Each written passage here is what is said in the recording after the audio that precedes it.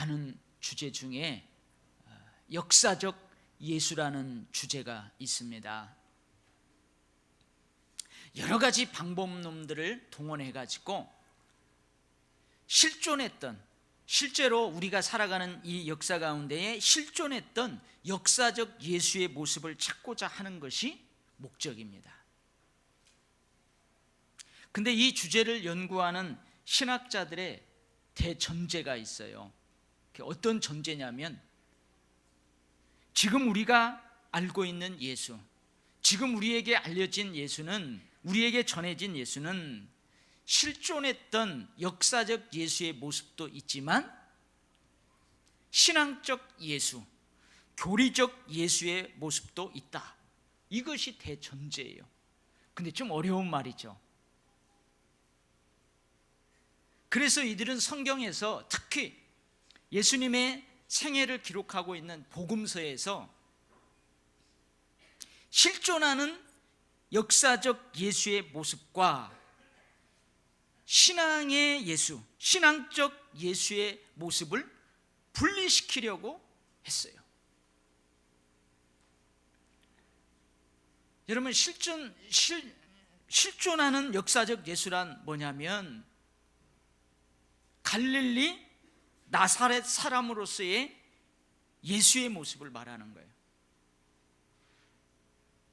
신학적 예수의 모습이란, 이들이 말하는 신앙적 예수의 모습, 교리적 예수의 모습이란 어떤 모습이냐면은 신앙 공동체가 만들어낸 가상적 예수의 모습이라는 말이에요. 이러한 대전제를 가지고 이들은 복음서에서요, 기적과 표적을 행하는 예수의 모습은 실존했던 역사적 예수의 모습이 아니다. 신앙 공동체가 만들어낸 신앙적, 교리적 예수의 모습이다. 그러면서요, 이 복음서에서 신비한 기적과 표적, 이적을 행하는 예수의 모습을 다 제거해 버려요. 그건 가짜라는 거예요. 실제로 일어났던 기적이 아니고 신앙 공동체가 만들어서 거기다 기록해 놓은 것이라는 거예요. 그래서 그것을 싹 제거해 버려요. 예를 들면 이런 것이죠. 역사적 예수는 로마 제국의 지배하에서 있던 1세기 팔레스타인에 실존했던 나사렛 사람 예수다. 이건 사실로 받아들이는 거예요. 그리고 이 역사적 예수는 위대한 스승이었다.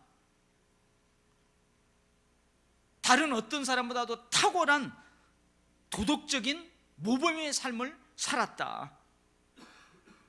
그리고 이 역사적 예수는 로마 제국에게 위험 인물로 규정되어서 저 십자가형이라는 가장 극한 사형 집행으로 숙청된 순교자이다.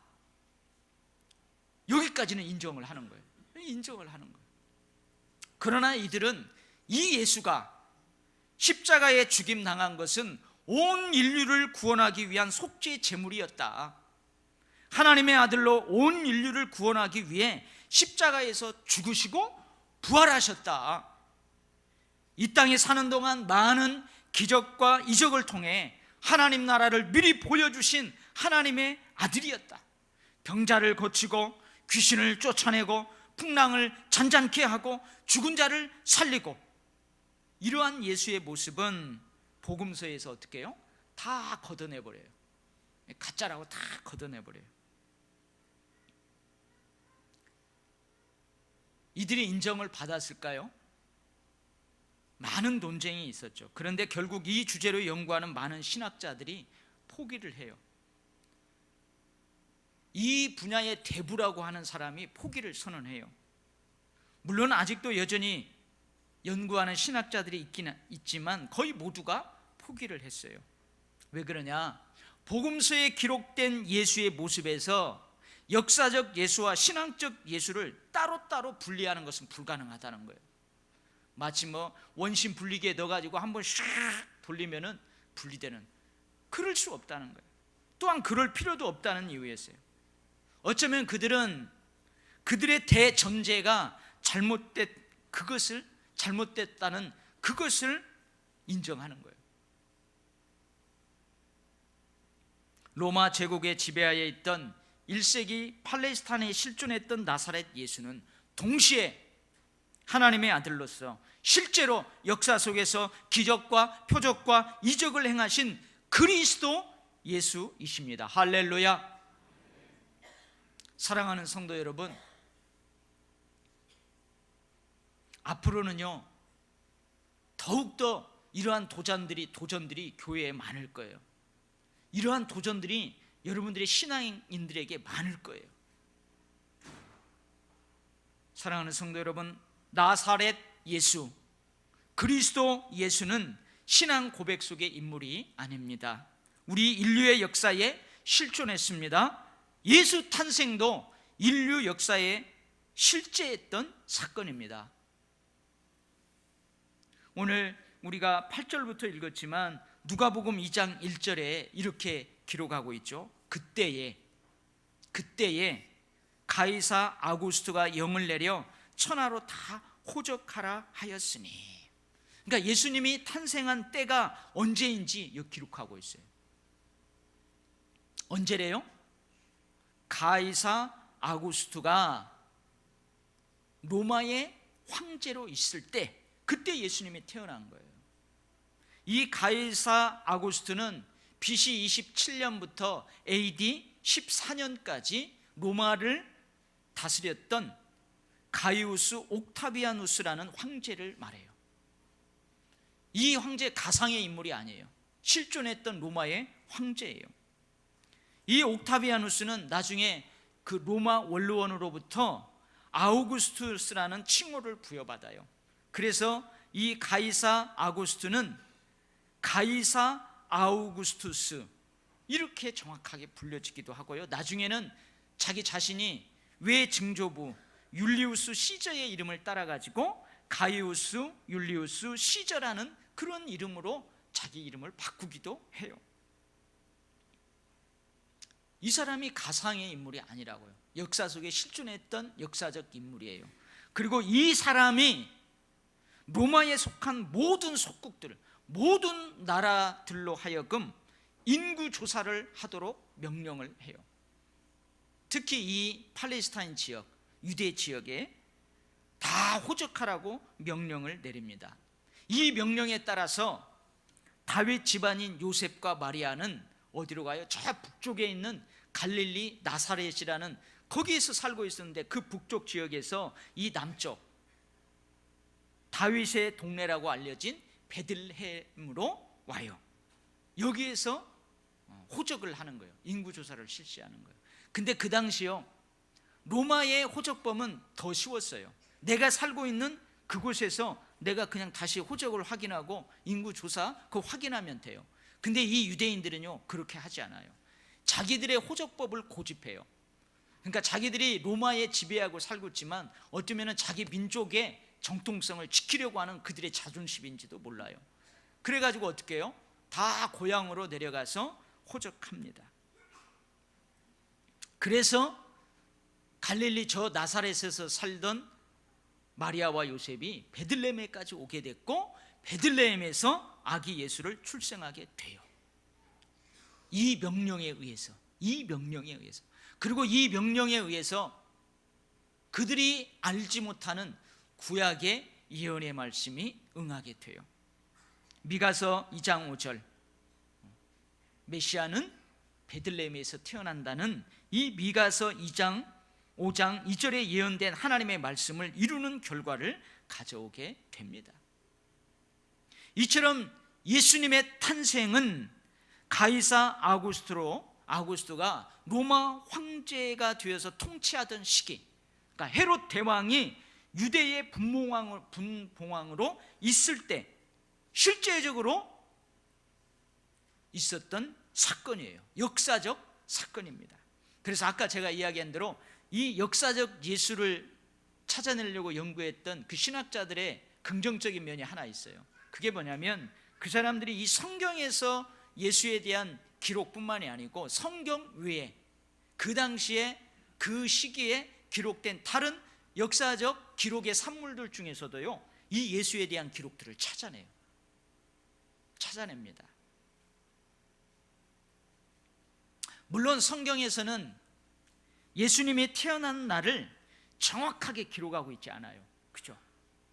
예수님이 태어난 날을 정확하게 기록하고 있지 않아요. 그래서 예수님이 태어난 날을 아무도 정확하게 모릅니다.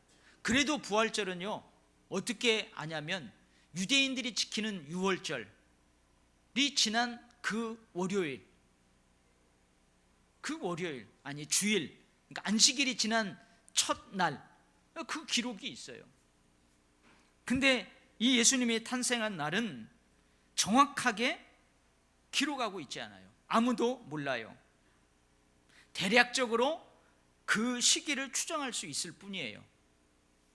이 누가복음 1장 기록된 그 기록을 통해서 추정할 따름이에요.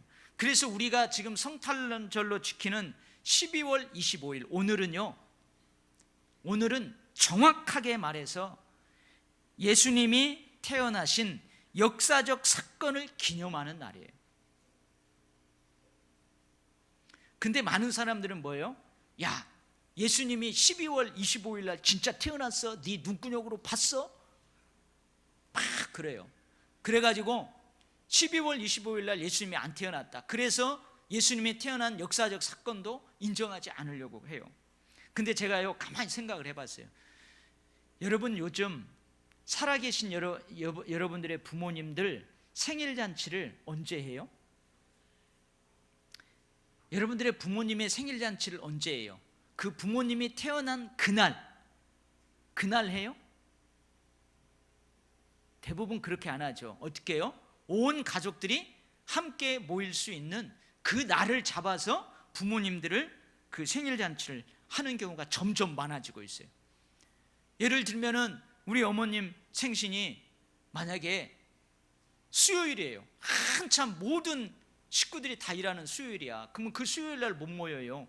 그러니까 어떻게 해요? 토요일 날 모이거나 주일 날 모여가지고 그때 생일잔치를 한다고요. 자, 그러면은 우리 부모님들이 태어난 정확한 그날에 생일잔치를 하지 않는다고 그래가지고 우리 아버지 어머니가 실제로 태어난 것이 아니에요? 아니잖아요.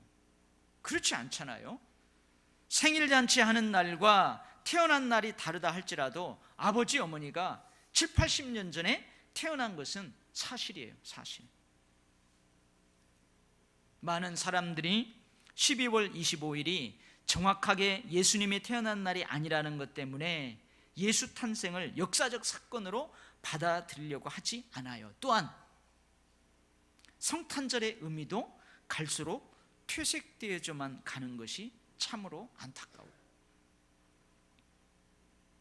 제가 자료를 이렇게 찾아봤더니요, 유럽의 종교다원주의 국가들, 이 종교다원주의는 뭐냐면 이 종교에도 구원이 있고 저 종교에도 구원이 있고, 돌아가도 천국 가고 직진해도 천국 가고, 모든 종교들을 다 인정하는 거예요. 이 종교다원주의 국가들, 저 유럽에 있는 많은 종교다원주의 국가들에서는요, 우리 아까 예배 시작하기 전에 우리 인사했죠. 뭐라고 인사했어요? 메리 크리스마스 인사했잖아요. 메리 크리스마스라는 이 용어를요, 공적으로 사용하지 못하게 해요. 공식적으로 사용하지 못하게 하는 거예요. 대신 뭘 사용하게 하냐면은 해피 홀리데이 이렇게 인사한다. 공식적으로 그렇게 사용하라는. 왜 그러냐 그랬더니 메리 크리스마스는 예수님과 관련된 용어가 들어가 있기 때문에 그렇다는 거예요. 여러분, 메리 크리스마스 하잖아요. 그 크리스마스 할 때 앞에 크라이스트가 그리스도 예수예요. 크라이스트가 그리스도라는 말이에요. 예수라는 말이에요. 그러니까 그 단어가 들어갔으니까 사용할 수 없다는 거예요. 가지고 우리는 지금 자연스럽게 메리 크리스마스 인사를 하는데 그 사람들은 공적으로 그거 못 사용한다. 해피 홀리데이. 홀리데이가 뭐예요? 휴일이라는 말이에요. 그냥 휴일이란 말이야. 아, 즐거운 행복한 휴일이야. 그런다는 거예요. 사랑하는 성도 여러분, 사람들은 주어진 생애 동안 성탄절을 몇 번이나 맞게 될까요? 여러분, 성탄절 지금 몇 번 맞았어요? 물론 예수 믿기 전에 성탄절은 여러분들도 어쩌면 의미 없이 보냈을지 몰라요. 근데 예수를 믿은 다음부터 여러분들이 성탄을 찾았어요. 성탄의 의미를 찾았어요. 그래서 신앙의 연주에 따라서 다를 것입니다. 저와 여러분은 메리 크리스마스를 버리면 안 될 줄 믿습니다. 아멘. 그런 의미에서 옆 사람한테 다시 한번 메리 크리스마스 인사해요. 저와 여러분은 성탄절의 의미를 잘 지켜내야 될 뿐만 아니라 많은 사람들에게 예수 탄생과 그 의미를 정확하게 전할 그 사명이 있는 줄 믿습니다. 주님 다시 오실 때까지 우리가 많은 이 세상에 우리를 도전하는 그러한 비신앙적인 것들이 막 몰고 올 때요, 우리는 그걸 지켜내야 돼요. 할렐루야. 그리고 오늘 두 번째 살펴볼 것이 있는데요, 그게 뭐냐면 예수께서 탄생하시는 장소예요. 왜 이 장소를 살펴보면서 우리가 은혜를 받냐? 하나님께서는요, 우리가 살아가는 일상적인 어떠한 사건을 통해서, 우리가 살아가는 평범한 시간 속에서 어떤 일상적인 사건, 평범한 일상적인 사건을 통해서도 하나님 우리에게 말씀을 하세요. 그래서 제가 늘 이야기하잖아요. 우리 명절 때 되면 차가 어마어마하게 막혀도요, 끝까지 고향을 가요. 그죠? 짜증 안 내고 기쁘고 즐겁게 가요. 모르겠어요. 이번 구정 때, 명절 때에도요, 눈이 와가지고 고향 찾아가기 힘들지 몰라요. 그런데도 사람들은 어떻게 해요? 찾아가요. 이런 고향 찾음을 통해서 우리의 진짜 본향이 있다는 것을 하나님 말씀하시는 거예요. 우리가 돌아갈 진짜 본향, 저 천국이 있다는 것을 하나님 우리 깨닫게 하시는 거예요. 그래서요, 오늘 이 태어나는 장소를 한번 봐요. 예수님이 어디에서 태어나요? 베들레헴 마구간에서 태어나요. 근데요, 예수님이 태어난 이 베들레헴 마구간에서 출발해가지고 목동들의 들판을 지나서 한 6, 7km를 더 가면은 헤로디안이라는 곳이 있어요. 예수님이 태어난 그 마구간에서 그리 멀지 않은 그곳에 헤로디안이라는 장소가 있는데, 그곳은 어떤 곳이냐? 그 지역의 가장 높은 곳에 헤롯 대왕의 명령으로 건축된 요새 궁정이 있어요. 궁정. 예수님은 여기 좀 더 화려하고 좀 더 안락하고 좀 더 위험 있는 헤롯 대왕의 요새 궁전에서 태어나지 않고 어디에서 태어났대요? 베들레헴 마구간에서 태어났어요. 우리는 마리아와 요셉에게 전해지는 수태고지를 통해서 예수님이 누구인지를 알아요. 그리고 오늘 주의 천사들이 목자들에게 전해주는 그 말 속에서도 예수님이 어떤 존재인지를 알게 돼요. 오늘 다윗의 동네 베들레헴 마구간에 태어나는 아기 예수는 구주 곧 그리스도 주신이라. 그래서 오늘 여기 아기 예수의 탄생은 온 백성에게 미칠 큰 기쁨의 좋은 소식이라고 그래요.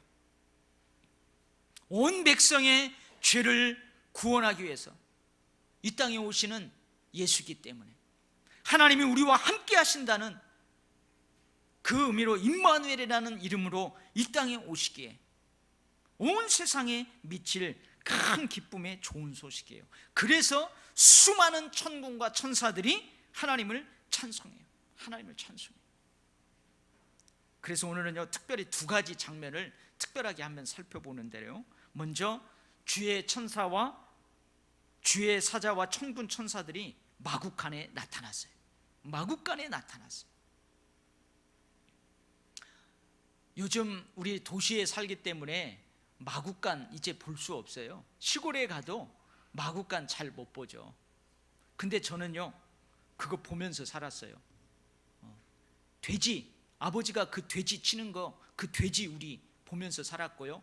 그 어린 제가 아버지가 그 돼지 우리를 치울 때 그 소시랑을 그 삼지창을 들고 그 거름을 다 끄집어내고요. 나중에 막 그 돼지 똥 냄새가 이 몸에 배어가지고 씻고 씻어도 냄새 나가지고 애들이 학교 가면은 아, 너 용이 너한테서 돼지 똥 냄새 난다고 하고. 저는 아버지한테요, 부끄러운 얘기면 잘못해가지고 너 이놈의 자식 이리 와라 해가지고 아버지가요 손하고 발을 묶어가지고요 우리 집 옆에 있는 그 소 외양간 거기다가 저를 던져놓기도 했어요. 얼마나 동네에서 싸우고 말썽을 부렸던지 아버지가 그랬어요. 그러면 어머니가 촛불 들고 몰래 와가지고 풀어가지고 방에 데리고 가면 아버지가 모르는 척 받아주고. 마국간은요 짐승들의 우리예요. 짐승들의 거처예요. 청결하지 못한 곳입니다. 냄새나는 곳이에요. 사람의 거처로서 적절하지 않아요. 더더욱 사람이 출산하기에는 전혀 어울리지 않는 장소예요. 그렇죠. 그 다음에 또 한 가지는 뭐냐면 주의 사자와 천군 천사들이 누구에게 나타났어요? 오늘 보면 목동들에게 나타났어요. 목동들에게 나타났어요. 여러분 놀라지 마세요. 우리는 성경에서 이 목자, 목동이 항상 좋은 이미지잖아요. 근데요 그 당시 목동이라는 직업은 환영받지 못하는 직업이에요. 선호하는 직업군이 아니었어요. 오히려 어떠냐면은 멸시 천대를 받는 직업군에 속했어요. 대부분이 싹을 받고 그 주인의 양들을 치는 자들이었어요. 근데 이 싹을 받고 주인의 양을 돌보고 관리하는 이 목동들이요 새끼 나면요 한 마리씩 잡아 자기가 착복하는 거예요. 팔아서 그 돈을 착복하고 우유도 털도 하면은요 일부분을 착복하는 거예요. 그래서 많은 사람들이 목자들은요 증인으로도 인정 안 해줬어요. 법정에 증인으로도 안 불렀다니까요. 사람들한테 인정받지 못하는 오히려 멸시천대를 받는 그 직업군에 속한 것이 그 당시 목동의 직업이었어요. 이런 목동들에게 누가 나타나요? 주의 사자와 천군 천사들이 나타났어요. 당시 시대를 살고 있는 사람들의 이 인식 속에서는요 어떤 인식이 있었냐면 주의 사자는 곧 하나님의 임재로 여겼어요. 주의 사자가 천군천사 나타난다. 그 하나님이 거기 임재하신다는 거예요. 거기 하나님이 나타난다는 거예요. 그런데 그들의 인식 속에 하나님이 임재하는 장소는 어디여야 돼요? 거룩한 성전이어야 돼요. 그 거룩하신 하나님이 어떻게 저 마국간 같은 데에 임할 수 있어요? 거룩한 성전에 임하셔야 돼요. 기쁨의 좋은 소식을 전해받는 장소는 거룩한 성전이어야 했고 그 소식을 전해받는 사람은 어찌 저 멸시 천대받는 목동이에요? 아니에요. 그들의 머릿속에는 천군 천사들로부터 기쁨의 좋은 소식을 전해받는 사람들은 영적 지도자들인 제사장이고 선지자고 존귀한 직분을 가진 왕 같은 사람들이어야 했어요. 그런데 구주 예수 그리스도께서 마국간에서 태어나셨고 하나님께서는 거룩한 성전이 아니라 짐승들의 거처인 그 마국간에 임하셨어요. 청결하지 못한 곳, 냄새나는 곳, 사람의 거처로서도 적절하지 않은 곳인 마국간에 주님께서 임재하셨어요. 주님께서는요 영적 지도자들인 제사장과 선지자들이 아니라 존귀한 직분을 가진 왕이 아니라 환영받지 못하는 멸시 천대받는 목동들에게 기쁨의 좋은 소식을 전해 주었어요. 할렐루야. 사랑하는 성도 여러분, 이러한 사실은 지금 우리에게 무엇을 말해주고 있는 것일까요? 이러한 사실들을 통해 하나님께서는 우리에게 뭘 말씀하고자 하실까요? 사랑하는 성도 여러분, 마국간과 같은 마음에도 마국간과 같은 그 삶을 살아가는 그 사람에게도 예수 그리스도는 찾아오십니다. 정결하지 못한 마음, 성결하지 못한 마음, 냄새나는 마음, 냄새나는 역겨운 인생을 살아가는 그 사람의 인생, 결단코 주님 겉으로 적절하지 않은 마음과 인생, 마국과 같은 그 사람에게도 여러분, 주님은 찾아오신다는 말씀이에요. 주님은 그곳에도 평강의 왕으로 임재하신다는 거예요. 할렐루야. 이것이 성탄의 기쁨이고 성탄의 은혜인 줄 믿습니다. 별로 영적이지 않는 사람, 별로 존귀하게 대접받지 못하는 사람, 결코 환영받지 못하는 멸시 천대받는 목동과 같은 그 사람에게도 주님은 기쁨의 좋은 소식을 들려주십니다. 할렐루야. 우리는 그러잖아요. 아이고, 어떻게 저 사람 같은 것이 뭘 저걸 할 수 있겠어. 우리는 차별하고 그래요. 우리 유명한 그 이야기가 있잖아요. 인종차별이 심했던 그때 미국의 그 교회들, 흑인은 절대 못 들어가고 백인들만 모여서 드리는 그 교회, 그런 교회에 어떤 흑인이 어느 날 그 교회를 들어가서 예배 드리려고 하는데 못 들어가게 막아버렸다 그러잖아요. 당신은 여기 들어올 수 없다. 그래서 저 밖에 계단 밑에서 엉엉 울었다나요. 주님, 나는 주님께 예배 드리고 싶은데, 성탄 감사 예배를 드리고 싶은데 못 들어가게 해요. 그러니까 옆에 갑자기요, 나도 못 들어갔단다. 나도 못 들어갔단다. 그 보니까 예수님이 그랬다는 유명한 예화가 있잖아요. 여러분, 예수님은요 어디든지 갈 수 있어요. 그들이 환영하지 않기 때문에 그렇지, 그들이 마음을 열지 않기 때문에 그렇지, 예수님은 가장 비천한 곳으로 오셨어요. 가장 낮은 곳으로 오셨어요. 너무나도 초라하게 이 세상에 오셨어요. 그러니요, 예수님이 못 가실 데가 어디 있어요? 여러분, 우리가 밑바닥을 쳤어요. 그러면 더 이상 이제 갈 데가 없는 거예요. 이제 올라갈 데만 있는 거예요. 그러니 우리가 못할 게 뭐 있어요? 예수님이 못 가실 데가 어디 있어요? 그러니 예수님이 못 맞아줄 사람이 어디 있어요? 없어요. 우리 예수님은 세리와 창기들, 죄인들도 만나주셨어요. 거룩한 바리새인들, 서기관들, 율법학자들은요 그들을 만나주지 않았어요. 멀리 했어요. 근데 예수님은 그들을 만나주셨어요. 우리 예수님은 바리새인과 서기관들, 제사장들도 만나주셨어요. 여러분, 예수님은 세리와 창기, 죄인들, 저 밑바닥 인생을 사는 그 사람들만 만나준 게 아니에요. 그 사람들을 멸시하고 천대하는 저 바리새인과 서기관, 제사장들도 만나주셨어요. 주님은 성전에도 가셨고, 주님은 빈들의 낡은 천막으로도 가셨어요.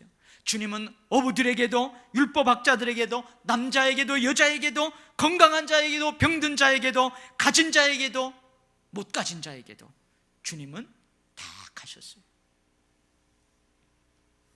오늘 아기 예수가 탄생하신 마국간에 주의 사자와 천군 천사들이 왔어요. 오늘 목동들에게 주의 사자와 천군 천사들이 찾아왔어요. 그러자 놀라운 일이 일어났어요. 그 마국간이 하나님의 영광과 찬송으로 가득 차게 됐어요.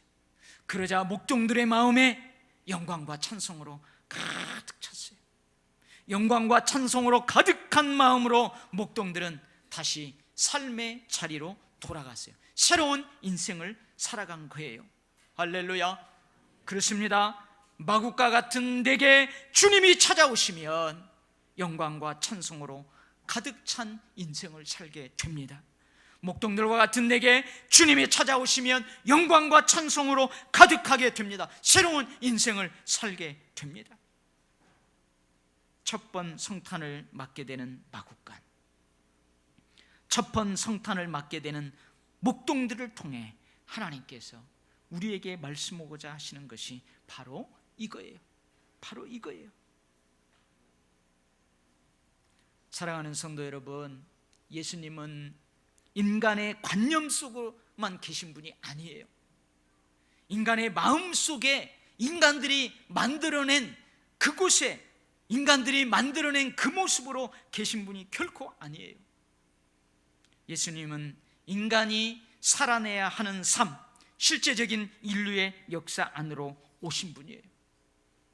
하나님의 아들이시며 구주이시며 그리스도이신 예수님은 인간들처럼 인간과 함께 그 시간대를 사신 분이세요.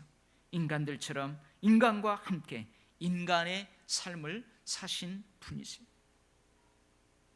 예수님은 왕 중에 왕이시지만 화려하고 안락하고 좀 더 위험 있는 헤롯 대왕의 궁전으로 태어나지 아니하시고 베들레헴 마구간에 태어나셨어요.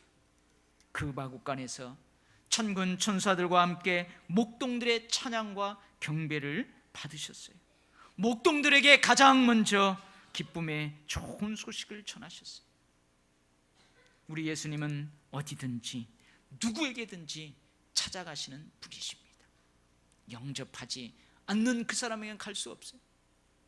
뚜껑을 닫아버리는, 굳게 빗장을 질러놓은 그들이 아닌 이상 주님은 설령 그런 사람일지라도 그런 사람의 마음을 녹화하시고 어디든 누구에게든 찾아가시는 분이십니다. 여러분, 이것이 성탄의 축복이고 성탄의 기쁨입니다. 혹 여러분, 나는 감히 하나님 앞에 설 수 없어. 주님, 나같이 이렇게 냄새나는 마음에 어찌 내가 주님을 모실 수 있어요? 죄책감에 시달려 있고 하나님 말씀 앞에 설 때마다 위축되는 여러분들, 오늘 첫 성탄 마구간으로 오신 예수 그리스도, 목동들에게 기쁨의 좋은 소식을 먼저 알려주신 그 주의 사자들을 기억하면서 여러분, 이 성탄의 축복과 성탄의 기쁨을 마음껏 누릴 수 있기를 주의 이름으로 축원합니다. 아멘. 하나님 아버지, 감사합니다. 주님이 왕궁에서 나셨다면 뭔가 검열이 대단했을 것이고 뭔가 자격 있는 자만 들어갔을 터인데, 오 주님, 마구간으로 오셔서 가장 낮은 자부터 가장 높은 자까지 다 주님은 받아주셨습니다. 오 주님, 감사합니다. 이 은혜의 물결이 쓰나미처럼 우리의 삶에도, 우리의 인생에게도 들어왔습니다. 오 주님, 감사합니다. 이 은혜 잊지 않고 살게 하시고 늘 기쁨의 소식을 먼저 전해 받은 자로서 아직도 이 그리스도의 은혜를 모르고 하나님의 은혜를 모르고 성탄의 기쁨과 그 진정한 의미를 알지 못하는 이들에게 우리가 다시 천사가 되고 주의 사자가 되고 기쁨으로 동네로 뛰어가는 목동들이 되어서 많은 사람들에게 복을 전해주는, 성탄의 축복과 기쁨을 전해주는 그러한 능력자들로 살게 하여 주시옵소서. 모든 영광 주께 올려드리며 예수님 이름으로 기도하옵나이다. 아멘.